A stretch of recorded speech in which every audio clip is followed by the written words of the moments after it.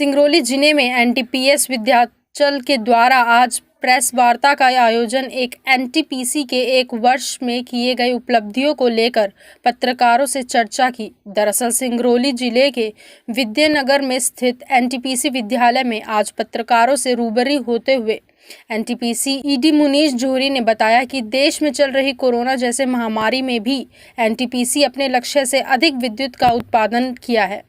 वहीं उन्होंने ये भी कहा कि एनटीपीसी के सीएसआर मद से ग्रामीण इलाकों के विकास का भी कार्य किया गया। उन्होंने कहा कि जिले के खनुआ में 100 सीटर आदिवासी छात्रावास का निर्माण कराया है। आपको बता दें कि एनटीपीसी विंध्याचल द्वारा निकलने वाला राख 100 किलोमीटर की एरिया में मुफ्त में राखड़ दी जाती है ताकि छोटे बड़े एस ब्रिक से ईंट बनाकर उपयोग किया जा सके। यूटिलाइजेशन के ऊपर हमारा एनटीपीसी विंध्याचल का विशेष जोर है और अगर हम देखेंगे तो इस साल हमने करीब 31,25,000 टन ऐश यूटिलाइज करी है, जो कि पिछले साल के मुकाबले करीब 8 लाख टन ज़्यादा है। ऐश यूटिलाइजेशन को बढ़ाने के लिए सबसे ज़्यादा जरूरी है ऐश को बाहर ले जाने का अरेंजमेंट करना।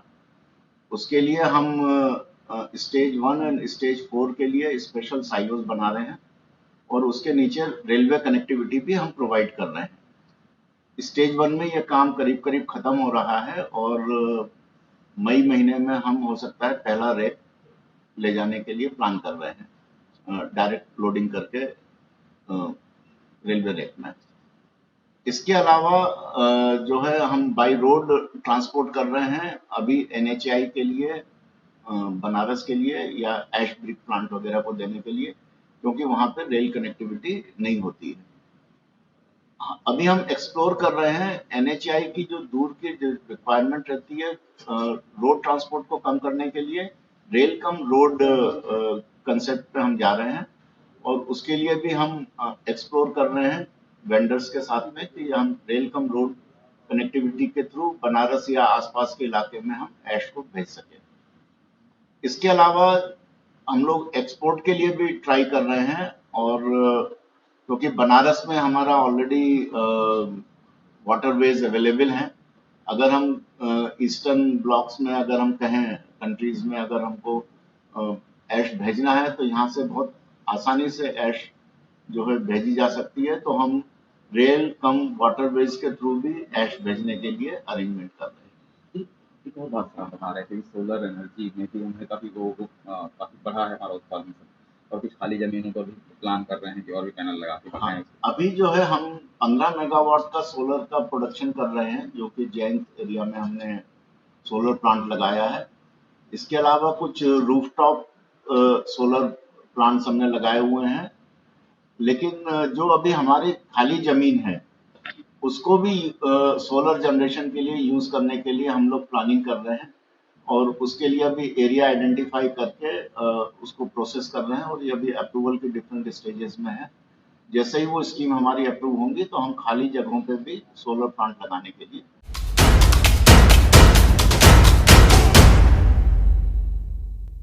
जबलपुर के गोरखपुर इलाके की एक बस्ती में रहने वाली महिलाओं से शासकीय बैंक का कर्मचारी बनकर ठगी करने का एक मामला सामने आया। बस्ती की पीड़ित महिलाओं ने शुक्रवार की रात गोरखपुर थाना पहुंचकर ठगी करने वाले आरोपी की शिकायत दर्ज कराई।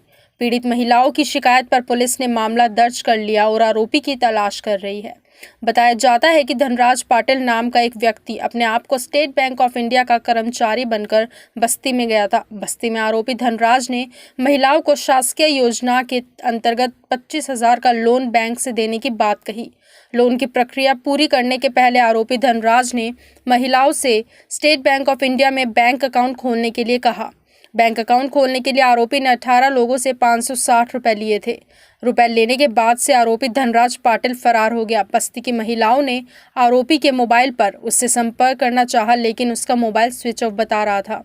आरोपी की ठगी से परेशान महिलाओं ने स्थानीय थाने में रिपोर्ट कर न्याय की गुहार लगाई। पुलिस ने महिलाओं की शिकायत पर आरोपी पर ठगी का मामला पंजीबद्ध कर आरोपी की तलाश कर रही है। जैसे अपन ने वो किया, जैसे अपन एक साल एक मिनट बता रहा हूँ ना। पूरा समय लीजिए या जल्दी भरिए, वो आपकी चॉइस रहेगी। अगर आप 56 महीने पूरा समय ले रहे हो तो 64 पैसा ब्याज पड़ा, अगला लोन मिलेगा 50,000 का। वही अगर आप आधे समय में यानी 24 महीने में लोन पूरा करते हो तो 24 महीने के लिए भी ब्याज तो पूरे 56 महीने का 3,000 ही लगेगा, यानी ₹1.27 ब्याज गया। फायदा यह है कि आपको अगला लोन मिलेगा 75,000 का। 15 महीनों में यानी चौथे समय में पूरा करते हो तो भी ब्याज 3,000 ही लगेगा, यानी ₹2.47 ब्याज गया। अगला लोन मिलेगा 1,12,000 का। आप कहते हो हमें आज बड़ी रकम की जरूरत है, हम इस महीने की 24 तारीख को पैसे लेकर अगले महीने की 24 तारीख को यानी 1 महीने में लोन पूरा कर सकते हैं। तो 1 महीने के लिए भी ब्याज पूरे 56 महीने का 3,000 ही देना पड़ेगा, क्योंकि 25,000 को 1 महीने के लिए भी 3,000 ब्याज लगा, यानी ₹7.33 ब्याज गया। लेकिन तब भी फिर आप अगला लोन 1,12,000 का ले सकते हैं। ठीक है, इस तरह से रहेगा। इसमें किसी पर कोई जिम्मेदारी नहीं है, अकाउंट पेमेंट सिस्टम है। आपने अपना किस्त अपने खाते में जमा करवा दिया, आपकी जिम्मेदारी खत्म हो गई। बाकी लोग पैसा भरेंगे या नहीं भरेंगे इससे आपको कोई लेना देना नहीं होगा। जिस दिन आपके खाते के 28,000 पूरे हो जाएंगे आप अगला कर्जा ले सकते, भले बाकी के 10 लोगों पर पैसे बाकी हो तब। ठीक है, सबको एक जैसी किस्त भरना जरूरी नहीं है। मान लेते हैं इसमें अगर अपन समय से पहले लोन पूरा करने की बात कर रहे हैं तो 500 रुपया बेसिक EMI लाइन है, यानी कम से कम किस्त में हर महीने की 500 रुपया जाएंगी। ज़्यादा कितनी किस्त भरनी है वो हर कोई अपने हिसाब से भर सकता है। आप 600, 700, 800 भी भर सकते हो, लेकिन 650 या 650 नहीं भर पाएंगे, रकम 100 के राउंड फिगर में लगेगी। फ्लेक्सिबल EMI भर सकते हैं, किस महीने 500 थे तो 500 भरे, अगले महीने 1000 भर सकते तो 1000 भर दिए, उससे अगले महीने फिर 500 भरेंगे तो भी चलेगा। जिस दिन पैसा दिया जाएगा आपके पासबुक में 28,000 आपके नाम पर चढ़ेंगे। इस महीने की 24 तारीख को पैसा लेकर अगले महीने की 24 तारीख को पहली किस्त भरते समय अगर आप 1,000 भरना चाहते हैं तो डिपॉजिट स्लिप में EMI ऑप्शन मार्क कर आपको 1,000 जमा करने हैं। जो 28,000 आपके पासबुक में आपके नाम पर चढ़े इसमें से 1,000 घटेंगे और 27,000 भरना बाकी, ऐसा माइनस एंट्री आते जाएगा। आप 500 की जगह 600 भरते हो तो 600 घटेंगे, 27,400 भरना बाकी, ऐसा माइनस एंट्री आते जाएगा। तो जो भी कम ज्यादा रकम आप भरते हो 56 महीनों से अंदर जब भी आपका लोन पूरा होगा, 15, 24 और 56 3 समय सीमा दी है। 0 से 15 महीने के बीच कभी भी 28,000 पूरा करेंगे तो 1,12,000 ले सकते हो। 15 से 24 किस्तों के बीच पूरा करते हो तो 75,000 ले सकते हो। 24 से 56 किस्तों के बीच लेते हो तो 50,000 कर सकते हो। मान लेते अपन 15 महीने में लोन पूरा कर 1,12,000 लेने की बात कर रहे हैं, तो आप चाहो तो 2,000 के हिसाब से 14 किस्तों में 28,000 भर सकते हो, लेकिन उसे वैसा भरना भी जरूरी नहीं है। शुरुआत में अपन 500 के हिसाब से भर रहे थे, 500 के हिसाब से 10 महीने में 5,000 भरने के बाद 11वीं किस्त के समय आपको लगता है कि 1,12,000 उठाने की जरूरत है तो बाकी बचे 23,000 एक साथ भरकर 28 पूरे करते हो तो भी चले। किसी भी तरीके से भरिए, भरने पूरे 28,000 पड़ेंगे। लोन के लिए बोलने की हम लोग तब सरकारी बैंक से आए हैं, स्टेट बैंक से। तो लोन देने के बहाने आया, बोला 25,000 का लोन देंगे और सबको 5-5 रुपये जमा करवा लिया और ठगी करके चला गया। कितने लोग हैं? 18 लोग हैं हम लोग सब। किस चीज़ का लोन देने के लिए बोल रहा था? ये सरकारी लोन बोला था उसने, स्टेट बैंक से बोला था, स्टेट बैंक से मिलेगा, उसमें खाता खुलवाना पड़ेगा। कौन है, नाम पता कुछ उसका? धनराज पाटिल नाम है इसका। कहाँ रहता है? विजयनगर का बताया था उसने। क्या बोला था? कि आप लोग सबको 25-25 हज़ार का लोन मिलेगा और 560 रुपये का तुमको खाता खुलवाना है। पहले 0 खाता बोला था, उसके बाद 560 रुपये ले लिया और उसके बाद वो फ़ोन भी बंद कर लिया, फ़ोन भी नहीं उठाता है। ऐसे कितने लोग हो? 18 लोग हैं हम लोग सब, 18 लोग। महिला जी, 9,500 रुपये का मतलब घपला करा उसने। घटना है ये 17 तारीख की घटना है। इसने आज आने बोला था हम लोग को शाम को 4 बजे, तो आया भी नहीं। कहाँ से आया आप? हम लोग गोरखपुर थाने के आगे महारिषि स्कूल के पीछे। क्या नाम है आपका? करुणा राजमार्ग। हाँ, वो 8-10 महिलाएं आई थी। इन्होंने एक आवेदन पेश किया है कि कुछ एक अज्ञात व्यक्ति ने हमारे मतलब मोहल्ले में आके, झुग्गी झोपड़ियों में आके 560 रुपये प्रति कैंडिडेट लिए हैं कि हम आपको लोन दिलवा देंगे, लेकिन ये उनको पहचानते नहीं है। एक शिकायत आई है मेरे पास, हम उसकी जांच कर रहे हैं। जांच पर जो तथ्य सामने आएंगे उस पर कार्रवाई की जाएगी। आपका शुभ नाम? सहायक उप निरीक्षक अशोक राय।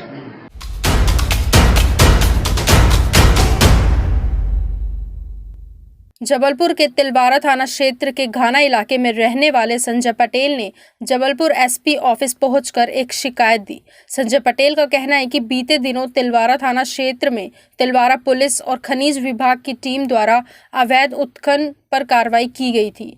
अवैध उत्खनन करने वाले सरपंच को उसकी शिकायत करने का शक संजय पटेल पर है, जिस पर अवैध उत्खनन करने वाले सरपंच राजेश पटेल व उनके अन्य साथियों और रिश्तेदारों द्वारा संजय पटेल और उसके परिवार वालों को जान से मारने की धमकी दी। वहीं साथ में गाली गलौज की जा रही है, जिससे पूरे गांव में दहशत का माहौल बना हुआ है। वहीं संजय पटेल का कहना है कि कार्रवाई के बाद सरपंच राजेश पटेल द्वारा उसे जान से मारने की धमकी दी जा रही है। अगर उस पर किसी भी प्रकार का हमला होता है तो इसकी समस्त जवाबदारी राजेश पटेल सरपंच की होगी। वहीं जबलपुर एसपी सिद्धार्थ बहुगुणा ने शिकायतकर्ता संजय पटेल की शिकायत पर तत्काल थाना प्रभारी तिलवारा को शिकायत पर FIR दर्ज कराने के लिए कहा और अवैध उत्खनन करने व धमकी देने वाले व्यक्तियों पर कार्रवाई करने का आदेश दिया। एसपी कार्यालय शिकायत लेकर क्या है पूरा मामला? पूरा मामला ये है, अभी जो रेत पकड़ी गई थी ना, हाँ, कहाँ पर? ये घाना घाट में। ये उन लोगों को शक आधार ये है हम लोगों के ऊपर कि इन लोगों का काम है। तो इस वजह से कल इन लोगों ने हम लोगों को पूरा घेर लिया रहा। 4 से 6 4 व्हीलर इन लोगों को रोड में घूम रही थी, पूरा कट्टा पिस्तौल सब सामान लिए। उसके बाद फिर हमने एसपी साहब को फ़ोन लगवाया, फिर पुलिस बल वहाँ गया, फिर उसके बाद हम लोग FIR दर्ज कराने आए। FIR दर्ज हुआ जी, अभी लेकिन कुछ कार्रवाई। एसपी कार्यालय आए हैं, यहाँ क्या? कौन लोग थे ये, क्या नाम है? नाम है सरपंच पति राजेश पटेल, संतोष पटेल, रामजी पटेल, प्रदीप पटेल, अनिकेत पटेल, प्रफुल्ल लोग, और भी इन लोगों के साथ में कम से कम 10 से 12 लड़के और इन लोगों के साथ। आपका नाम? सुखचंद पटेल। जी सर, घाना से कोई तो ज्ञापन देने आए हैं? ये थाना तिलवारा क्षेत्रांतर्गत थाना गांव में, जैसे कि आपको विदित है, पुलिस एवं ये प्रशासन की संयुक्त कार्रवाई हुई थी, जिसमें रेत के स्टॉक को जब्त किया था और वहाँ जो पास में जो अवैध परिवहन हो रहा था, नाव वगैरह, वो भी जब्त हुई थी। इस कार्रवाई उपरांत जो अभी आवेदक आए हैं, उनका कहना है कि जो उसमें शामिल थे उस अवैध रेत परिवहन में, वो लोग उनको डरा धमका रहे थे। इसमें इन्होंने मुझको सूचित किया, मैंने तत्काल थाना प्रभारी को निर्देशित किया, वहाँ रिपोर्ट भेजा और उन पर कार्रवाई हुई, FIR हो गई है, आगे इसमें कार्रवाई की जाएगी।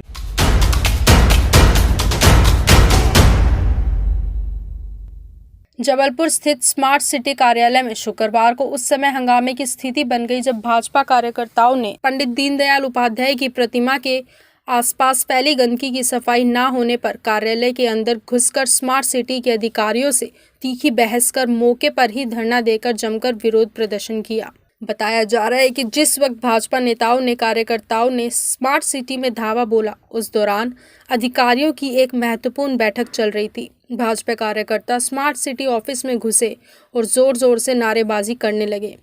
कार्यकर्ताओं के विरुद्ध प्रदर्शन में देखकर अधिकारियों ने मौके पर भाजपाइयों को काफी समझाइश दी। इस दौरान समझाइश का प्रयास कर रहे अधिकारियों से भाजपा कार्यकर्ताओं ने धक्का मुक्की भी की। इसके बाद कार्यकर्ता स्मार्ट सिटी के CEO और नगर निगम कमिश्नर संदीप GR के चैम्बर में घुस गए और नारेबाजी करने लगे।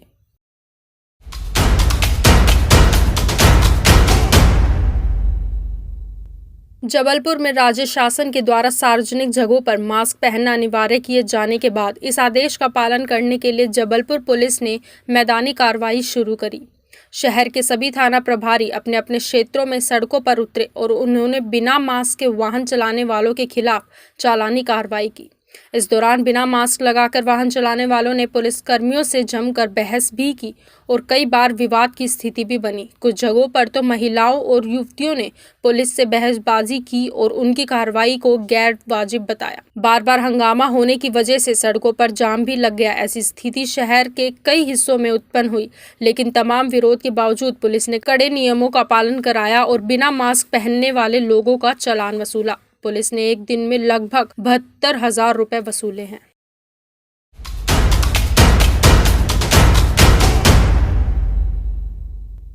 सिंगरौली जिले के मोरवा थाना क्षेत्र में उस समय हड़कंप मच गया जब खड़े 20 वाहनों में से 4 वाहनों में अज्ञात कारणों से आग लग गई। 4 खड़े बलकर से तेज लपटें देखकर आसपास के लोगों ने शोर मचाकर पुलिस दमकल विभाग को सूचना दी। देखते ही देखते आग ने भीषण रूप धारण कर लिया। 4 बलकर जलकर राख हो गई। मौके पर आग पर काबू पाने के लिए ननी व NCL के 2 दमकल पहुंचे थे, जहां वह आग को काबू पाने के लिए प्रयास किया, लेकिन तब तक काफी देर हो चुकी थी। जहां 4 बलकर जलकर खाक हो गई, वहीं अन्य वाहन खड़े थे, जहां अचानक धुएं को देख लोग सहम गए। जब तक लोग घटनास्थल पर पहुंचते तब तक धू कर बलकर जल रहे थे। इसकी सूचना नगर निगम ने फायर ब्रिगेड व पुलिस को दी। देखिए, सबसे बड़ी लापरवाही ज़मीन जिसके ज़मीन पे है, ये पूरा गाड़ियों का काफिला रखा हुआ है, इनके सबसे बड़ी लापरवाही इनकी है। इसमें एक भी आदमी नहीं रहता है। अगर ये रहता तो आज ये आग नहीं लगी होती। हो सकता है कि कहीं ना कहीं महुआ बिनने वाला सीज़न चल रहा है, महुआ बिनने वाला किसी ने आग लगा दिया होगा पत्ता उत्ता जलाने के लिए। कम से कम 4 गाड़ी तो ऐसे दिख रही है और 8-10 गाड़ियों में आग लगी हुई थी। क्या लगता है? देखिए, नगर निगम में मात्र एक ही गाड़ियाँ हैं। अब एक गाड़ी कितना कवर करेगी उसको? इस कारण से जो है हम लोग काबू ना कर पाए हम लोग, क्योंकि हम लोगों ने कंप्लेन किया, उसमें मात्र एक ही गाड़ी आ पाई थी। प्रशासन की, नगर निगम की लापरवाही मानी जाएगी, क्योंकि अगर हमने कंप्लेन किया और गाड़ी 2-3 गाड़ी अवेलेबल नहीं हुआ तो लापरवाही सरकार प्रशासन की है।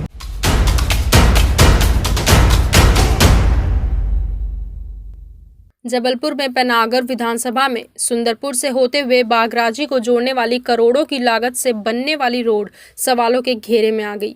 बताया जा रहा है कि ग्राम सुंदरपुर से होते हुए बकराजी को जोड़ने वाली 15 किलोमीटर लंबी सड़क, जो कि 7 करोड़ की लागत से बनाई जा रही है, जिसमें ठेकेदार द्वारा हर स्तर पर भ्रष्टाचारी की जा रही है। ना तो सही ढंग से रोड में पानी का छिड़काव किया जाता है, ना ही सही ढंग से रोड की फिलिंग की जा रही है और ना ही गुणवत्ता युक्त सड़क बनाई जा रही है, जिससे परेशान क्षेत्रीय लोगों ने सड़क पर उतरकर हंगामा प्रदर्शन किया। क्षेत्रीय लोगों ने बताया कि उपयुक्त ठेकेदार की शिकायत उन्होंने सीएम हेल्पलाइन में भी की, लेकिन अभी तक सीएम हेल्पलाइन की शिकायत करने के बावजूद भी निराकरण नहीं हो सका। किस लिए आप लोग यहाँ पे एकत्रित हुए? भाई, हम लोग तो ग्रामीण क्षेत्र के सभी लोग एकत्रित हुए हैं और होते ही रहेंगे। तब तक हमारी मांग ये पूरी नहीं होगी कि जो घाट छोड़ के पॉइंट में रोड जो बनाई जा रही है वो हमारे किसी काम की नहीं है। और ठेकेदार के माध्यम से बताया जाता है कि हो गई। आज तक की डेट में ना ठेकेदार से हमारा संपर्क हुआ है, ना कोई विभाग ने हमसे संपर्क किया है, ना कुछ किया है।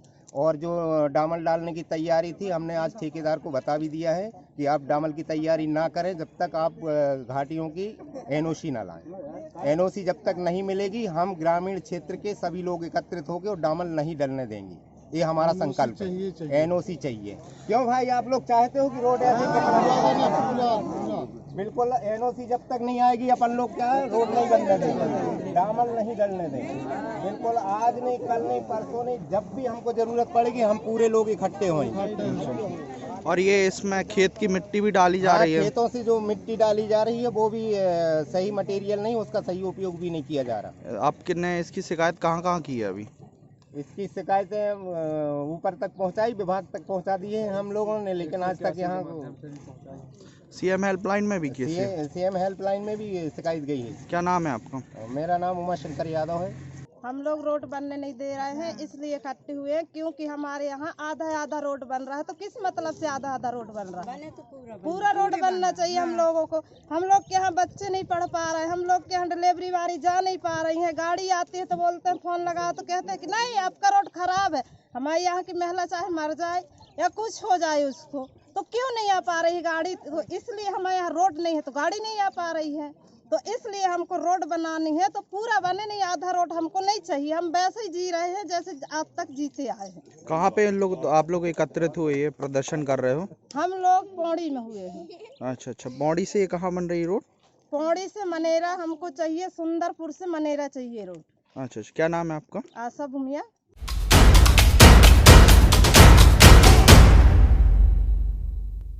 प्रदेश के गृह मंत्री डॉक्टर नरोत्तम मिश्रा 2 दिवसीय प्रवास दौरे के दौरान शनिवार निज निवास पहुंचे, जहां सर्वप्रथम जन समस्याएं सुनी। तत्पश्चात शनिदेव मंदिर एवं पीताम्बरा मंदिर पहुंचकर मां बगलामुखी के दर्शन कर पूजा अर्चना की। इसके बाद गृह मंत्री द्वारा जिले में बेमौसम बरसात एवं ओलावृष्टि से प्रभावित फसलों के नुकसान को लेकर ग्रामीण क्षेत्रों का दौरा किया एवं किसानों को शीघ्र राहत राशि का आश्वासन दिया।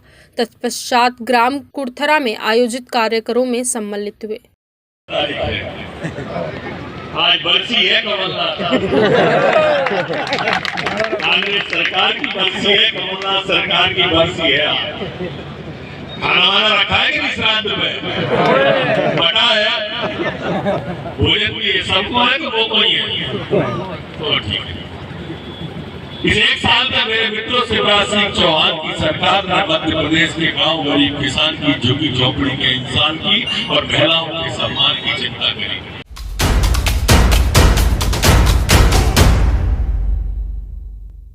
खरगोन शहर के जेतापुर बजरंग नगर में मंथन सहारा चाइल्ड लाइन सब सेंटर द्वारा मनोसामाजिक समर्थन कार्यक्रम का आयोजन किया गया, जिसमें कृषि विभाग, महिला बाल विकास, यूनिसेफ के पदाधिकारियों ने शामिल होकर सामाजिक क्षेत्र और बाल कल्याण के क्षेत्रों में किए जा रहे कार्य एवं योजनाओं की जानकारी से अवगत कराया। कृषि उद्यान अधिकारी ने 1 डिस्ट्रिक्ट 1 ग्राम योजना के तहत मिर्ची और कपास की फसलों को बढ़ावा देने की योजना की जानकारी दी। इस तरह यूनिसेफ एवं महिला बाल विकास सहित बाल कल्याण समिति से जुड़े सदस्यों ने लॉकडाउन के बाद बच्चों पर पड़ रहे शिक्षा एवं मानसिक और शारीरिक बदलाव को लेकर चिंता जताई। सदस्य ने कहा, इससे निजात के लिए शासन प्रशासन सहित परिवार के बीच जन जागरूकता की आवश्यकता है। उद्देश्य ये है कि हम चाह रहे हैं कि एक ऐसा मंच बनाया जाए जहाँ पर सारे लोग एक साथ आएँ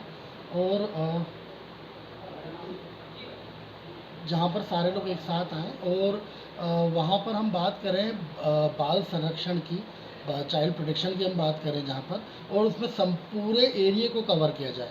अभी हम लोग देखते हैं कि कोविड के दौरान जो पिछला हमारा 1 साल गया है, उस दौरान से बच्चों ने बहुत सारी चीज़ें सफ़र की, लेकिन हमारा मेन फोकस जो है वो है सिर्फ एक शिक्षा कि हमारा जो फोकस होता है कि बच्चों का एजुकेशन डिस्टर्ब हो गया है, बच्चे कंप्यूटर में या लैपटॉप में या मोबाइलों में ज़्यादा इंगेज रहने लगे हैं, है ना, बच्चे मोबाइल ज़्यादा यूज़ करने लगे हैं, तो वो सारी चीज़ें। लेकिन उससे कहीं ना कहीं दूसरी चीज़ें भी हुई हैं, और वो हुई हैं कि बच्चों का कहीं ना कहीं जो शारीरिक और मानसिक विकास जो होना चाहिए था, अगर वो ग्रोथ हम देखें तो वो कहीं ना कहीं डिस्टर्ब हुई है।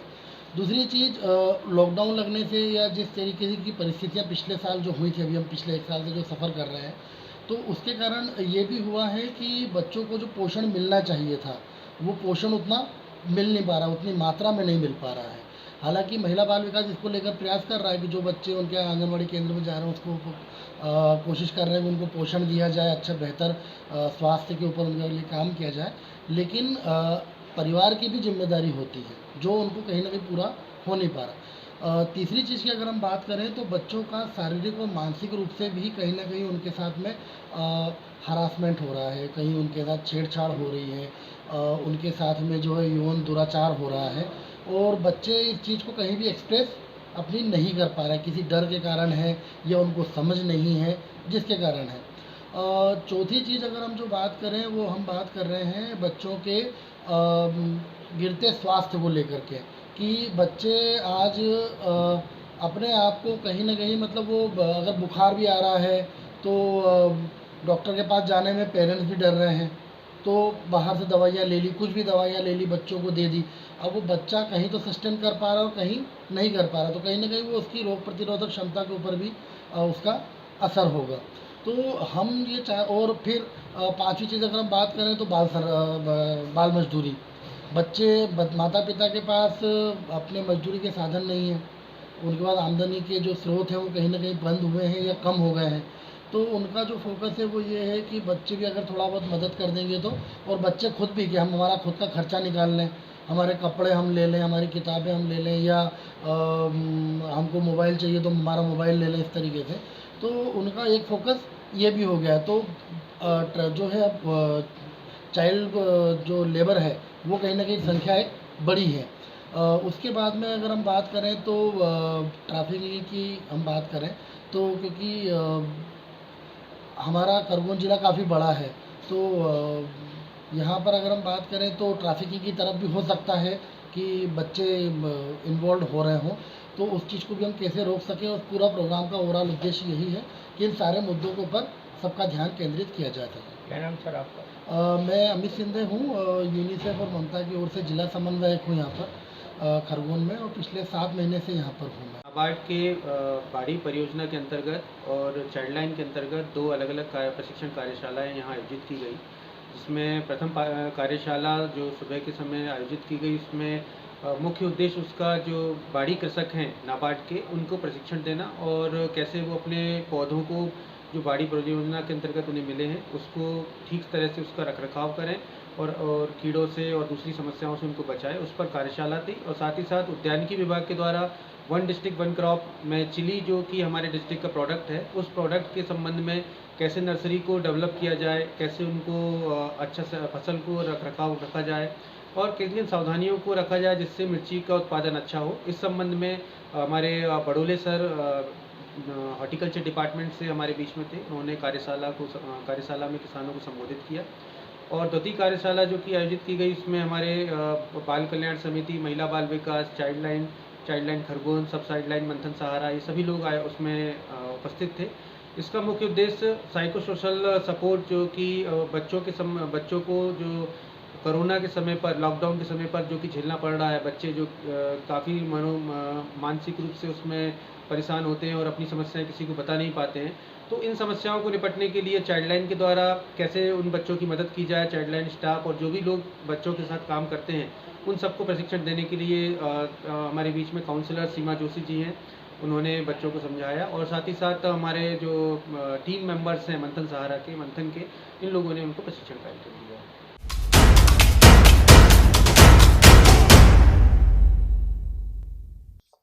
मध्य प्रदेश में ककरहटी प्राथमिक स्वास्थ्य केंद्र में आज सुबह 8 बजे से कोरोना वैक्सीन टीकाकरण का शुभारंभ किया गया, जिसमें 45 वर्ष से अधिक उम्र के लोगों को अस्पताल में आधार कार्ड लेकर ऑनलाइन रजिस्ट्रेशन कराने के बाद कोरोना की वैक्सीन का डोज लगाया गया। वहीं पन्ना से अभी टीम सहित आए हुए विशेषज्ञ डॉक्टर प्रदीप के निर्देशन में टीकाकरण कार्य प्रारंभ हुआ। वहीं कोरोना वैक्सीन टीकाकरण अधिक से अधिक लोगों को लगाया जा सके, जिसके लिए नगर पंचायत सीएमओ सौरभ श्रीवास्तव के द्वारा नगर में लाउडस्पीकर के माध्यम से प्रचार प्रसार कराया गया, जिसका असर आज स्वास्थ्य केंद्र में देखने को मिला। इस टीकाकरण कार्यक्रम में प्राथमिक स्वास्थ्य केंद्र के समस्त कर्मचारीगण, स्टाफ, नर्स, आंगनबाड़ी कार्यकर्ताएं, आशा कार्यकर्ताएं, समाज सेवी कार्यकर्ताओं का सराहनीय योगदान रहा। कोविड-19 टीकाकरण चालू है, कोविड-19 वैक्सीनेशन। इसमें जो है 60 साल से ऊपर के सभी लोगों को लगना है और 45 से 59 ईयर्स वाले वो लोग जिनको कोई ना कोई बीमारी है, वो 20 बीमारियों की लिस्ट है। उन बीमारियों में बीपी, शुगर, ठीक है, और कुछ न कुछ जो जैसे मान लीजिए डायलिसिस है या हार्ट डिसीज संबंधी बीमारियां हैं। अगर 20 बीमारियों के अंतर्गत कोई व्यक्ति 45 से 59 ईयर्स के अंतर्गत आता है तो उनको जो डॉक्टर हैं वो सर्टिफिकेट जारी करके, ठीक है, उनको भी लगेगा। 60 साल से ऊपर वालों को सभी को और 45 से 59 ईयर्स वालों को जिनको कोई बीमारियां हैं।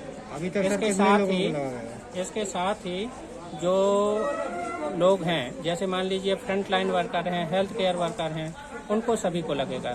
हेल्थ केयर वर्कर में जो अस्पताल के कर्मचारी हैं और महिला बाल विकास विभाग के कर्मचारी हैं, और फ्रंट लाइन वर्कर में जो पुलिस डिपार्टमेंट है, नगर पालिका है, ठीक है, होम मिनिस्ट्री है, और जो है ये पुलिस डिपार्टमेंट हो गया, नगर पालिका हो गया, रेवेन्यू डिपार्टमेंट है, इन लोगों को लगना है सर। अभी तक सर कितने लोग आज 65 लोगों को ये बता रहे हैं कि 65 लोगों को अभी लगाया है, लेकिन कुछ लोगों को ऑनलाइन करने में इनको दिक्कत हो रही थी, उससे संबंधित भी इनको बता दिया है कि ट्रेनिंग दे दी है कैसे करना है, तो वो भी चालू हो गया।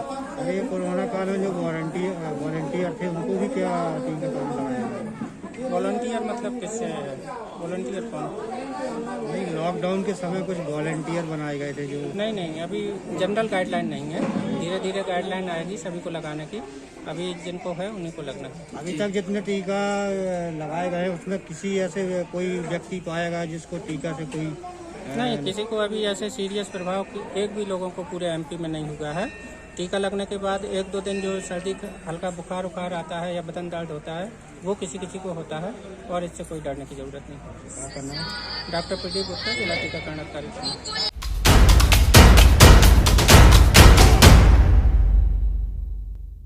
देवास में 20 मार्च का दिन कांग्रेस द्वारा लोकतंत्र सम्मान दिवस के रूप में मनाया गया। इस दौरान कांग्रेस कार्यकर्ताओं द्वारा एक तिरंगा यात्रा भी निकाली गई। गौरतलब है कि 1 वर्ष पूर्व आज के ही दिन कमलनाथ ने मुख्यमंत्री पद से इस्तीफा दिया था, इसलिए सरकार गिराने को साजिश व लोकतंत्र की हत्या करार देते हुए 20 मार्च को कांग्रेस द्वारा ये आयोजन किया गया।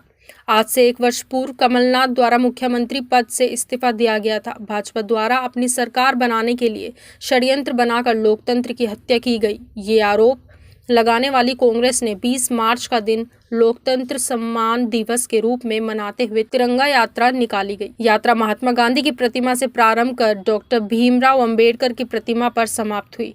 इस दौरान पूर्व मंत्री सज्जन सिंह वर्मा भी मौजूद रहे, जिन्होंने हमेशा की तरह भाजपा और शिवराज सरकार पर तीखे शब्दों में हमला किया।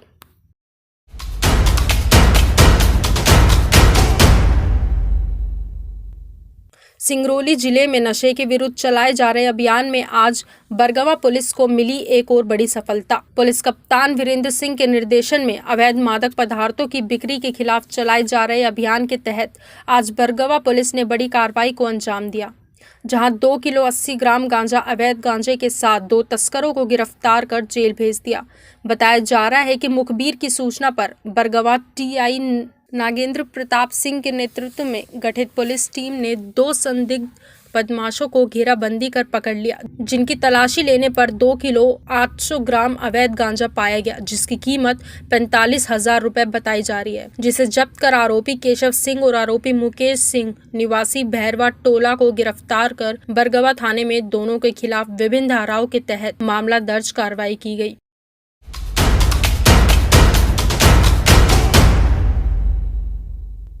जबलपुर में कोरोना संक्रमित मरीजों की बढ़ती संख्या को देखते हुए राज्य शासन ने जबलपुर जिले में शनिवार की रात को 10 बजे से लेकर सोमवार की सुबह 6 बजे तक लॉकडाउन लगाने का निर्णय लिया। इसके लिए जिला और पुलिस प्रशासन ने पूरी तैयारी कर ली, जिसकी समीक्षा के लिए शनिवार को अधिकारियों की एक बैठक भी आयोजित की गई। लॉकडाउन के दौरान आम आदमी को सड़कों पर आना प्रतिबंधित रहेगा। सिर्फ आवश्यक सेवाएं ही चालू रहेगी। दवा और दूध की दुकानें भी खुली रहेंगी। शेष दुकान, शोरूम, सिनेमा हॉल, मॉल पूरी तरह से बंद रखे जाएंगे। इस दौरान आयोजित होने वाली परीक्षाओं के लिए परीक्षार्थियों को आने और जाने की छूट रहेगी। इसके साथ ही रेलवे स्टेशन से आने वाले यात्रियों को भी छूट मिलेगी, लेकिन एक ही जगह पर भीड़ इकट्ठा करने और बड़ी तादाद में लोगों को जमा होने पर पूरी तरह से प्रतिबंध रहेगा। पुलिस की इसमें व्यापक व्यवस्थाएं रहेगी। आज रात्रि 10 बजे से परसों सुबह 6 बजे तक ये लॉकडाउन रहेगा। हालांकि इसमें जो एसेंशियल जो गुड्स हैं, कमोडिटीज़ हैं, उसके परिवहन पे और उनके जो राशन एवं अन्य जो अति आवश्यक जो कमोडिटीज़ की श्रेणी में जो आती हैं, जैसे दूध वगैरह, उनमें मुझे अभी कलेक्टर साहब का भी 140 का ऑर्डर अभी थोड़ी देर में आ जाएगा। उसमें मुझे आशा है कि इसमें ये सब छूट रहेगी। पीएससी के जो परीक्षा देने वाले हैं, उनको भी पूर्णतः छूट है परीक्षा देने से। और मैं इस माध्यम से संस्कारधाम निवासियों से अपील करता हूं कि कोरोना अभी भी गया नहीं है। केसेस हमारे यहाँ अभी भी धीरे धीरे बढ़ रहे हैं। इसमें सभी सावधान रहें और इसमें अच्छे से सोशल डिस्टेंसिंग इसमें मेंटेन करें। अनावश्यक बाहर ना निकलें। मास्क अनिवार्य रूप से पहने, सैनिटाइजर का उपयोग करें। सर, जैसे भोपाल में जो एसपी हैं, उन्होंने 16 जोन में बांटा, भोपाल को बैंक चेकिंग तकलीफ करने की बात की है। जबलपुर की क्या रणनीति है? इसमें 34 हमारे चेकिंग पॉइंट्स लगेंगे और आज रात्रि से ये व्यवस्था इफेक्टिव हो जाएगी। और विगत 2 दिवस में अगर देखा जाए तो करीबन 1700 चालान सोशल डिस्टेंसिंग एवं मास्क ना पहनने के लिए जबलपुर में भी हुए हैं, जिसका समन शुल्क करीबन 2 लाख के करीब कलेक्ट किया गया है। पुलिस व्हीकल से कि जो पब्लिक एड्रेस सिस्टम है, उससे भी अनाउंसमेंट जो है निरंतर जारी है। और कहीं ना कहीं मैं अपील फिर से करूंगा जनता से कि कोरोना के बढ़ते केसेस की ये जो सिचुएशन है, इसको समझे और प्रिकॉशंस ले। सर, देखा जाता था कि इससे पहले भी जब लॉकडाउन होता था तो काफी लोग जो है वो घर से निकल जाते थे। फिलहाल उसके लिए क्या लोगों की घर नहीं, बिल्कुल इसमें जो कोई मेडिकल इमरजेंसी है किसी की या अन्य कोई अत्यावश्यक कार्य के अगर कोई निकल रहा है, उसका परीक्षण किया जाएगा और अगर वो छूट के क्राइटेरिया में आता है तो दी जाएगी, अदरवाइज कार्रवाई की जाएगी। इसमें बड़ा स्ट्रिक्ट है। 188 की कार्रवाई जो पहले भी होती थी, आपने देखा वो होगी और इसमें स्ट्रिक्ट इसमें रहेंगे।